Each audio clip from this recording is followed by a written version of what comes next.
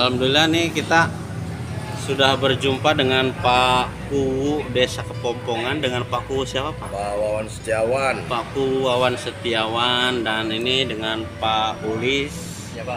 Pak Ulis siapa?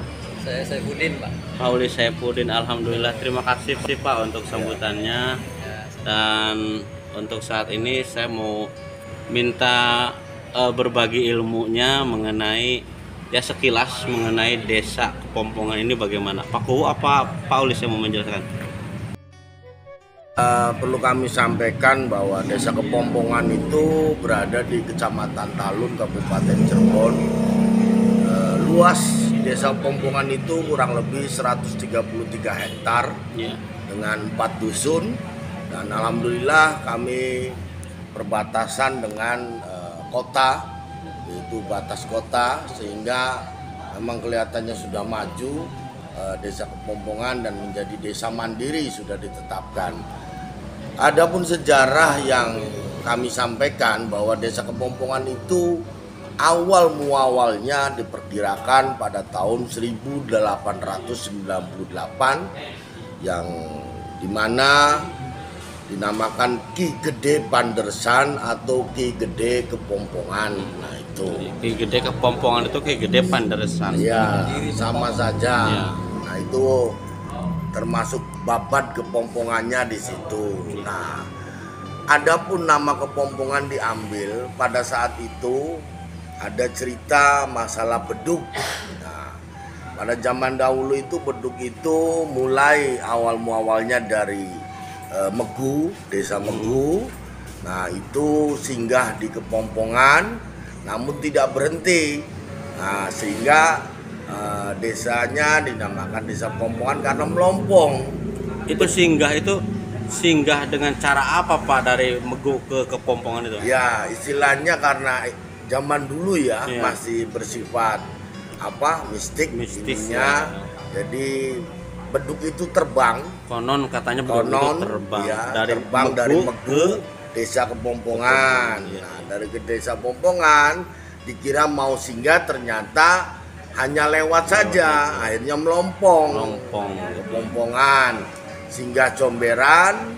Nah itu, dan terakhirnya nggak tahu berhentinya beduk itu di Sampiran. Sampiran. Maka dikatakan Desa Sampiran.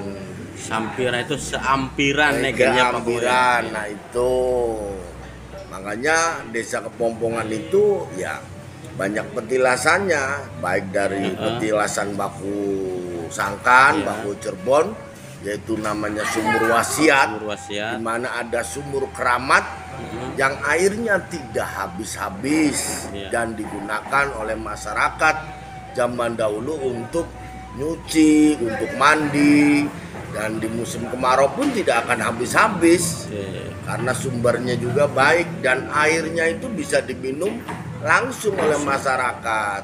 Jadi Nah, itu kualitas airnya bagus ya Pak Kuwu ya? Ya, kualitas airnya bagus. Adapun makam Ki Gede Pompongan adalah di Gedong Bakal. Ya, ya. Nah itu Dari sini dekat Pak Kuwu. dekat dari sini, kurang lebih antara 300 meter lah ya. Insya Allah nanti mohon izinnya Pak Kuwu, Ya. saya mau ziarah. Terusnya ada Ki Gede Sabuk Jamnur, yaitu yang adanya di Sumur Wasiat. Ya, sama. Ada Ki Gede Wedana yang adanya di Istana Panggung. Namanya Ki Gede Istana Panggung. Iya. Itu ada di RW 03, sedangkan Ki Wedana ada di RW 01. Nah, itu ada Ki Gede Tengger. Ya, ya. Namanya di wilayah Tengger. Nah itu semuanya ya alhamdulillah terawat, dan semuanya punya pendoponya masing-masing. Masya Allah. Karena setiap masyarakat biasanya mengadakan adat istiadat, yaitu kayak sedekah bumi, Ya, ya. terusnya ziarah di makam keliling 7 tempat Ki Gede. Nah itu merupakan suatu kebiasaan tiap tahun mengadakan ziarah kubur. Jadi sampai sekarang tradisi-tradisi juga masih berjalan Pak? Masih berjalan, alhamdulillah masih berjalan. Itu dilakukan oleh masyarakat Kepompongan. Nah, boleh Pak Kuwu berpesan nih terutama kepada generasi-generasi penerus Pak Kuwu ya. Jadi yang saya saksikan, yang saya perhatikan untuk sekarang, generasi-generasi muda ini seolah-olah kayak cuek aja kayak gitu, karep-karpe ya Pak Kuwu sama tempat-tempat sejarah itu. Padahal yang namanya sejarah itu adalah tonggak berdirinya bangsa.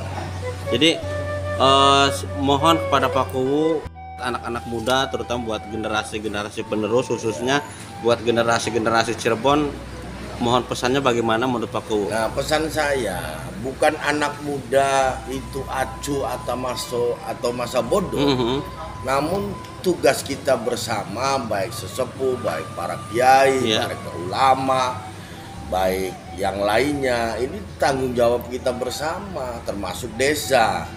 Nah, bagaimana merangkul masyarakat, merangkul anak muda ini berkiprah di pemberdayaan. Iya betul. Karena desa pun memiliki 3 fungsi, infrastruktur, pemberdayaan, sosial, budaya dan agama.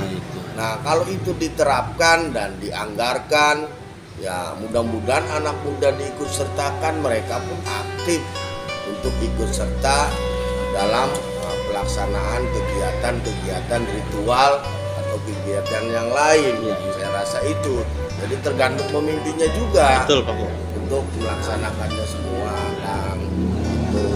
Ya, terima kasih Paulis. Bagaimana, barangkali ada tambahan Paulis? Bagi saya sendiri Pak, memang di Kepompongan cukup lama Pak ya, dari Kepompongan tadi yang kita sebutkan sekitar tahun 1898. Nah, kita juga mempunyai situs Pak. Nah, itu situs itu memang peninggalan dari Ki Danusela ya Pak ya, itu memang ada kaitannya juga dengan keraton Kecerbonan Pak. Ya, Ki Danusela itu salah seorang pendiri Cirebon ya Pak. Ya. Sebelum Mbah Kuwu kalau tidak salah. Ya, jadi pernah mungkin singgah di sini ya Pak. Iya. Nah, akhirnya di situ ada 5 mata air, 5 sumur yang sampai sekarang itu airnya nggak pernah kering Pak, walaupun musim kemarau juga. Kadang suka diambil warga juga untuk kebutuhan mandi dan lain-lain. Nah, sekarang alhamdulillah tempatnya juga sudah bagus dan dikelola oleh pemuda juga. Jadi memang kalau tadi Bapak menyebutkan bahwa pemuda bagaimana dikenalkan, malah pemuda insya Allah di wilayah Bapak juga sudah mulai melestarikan. Masya Allah.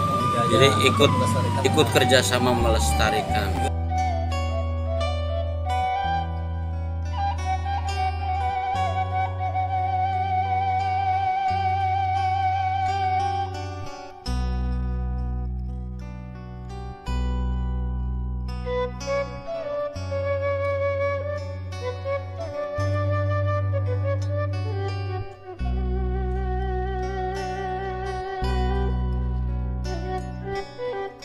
Kemudian akan semakin cinta kepada sejarah desanya.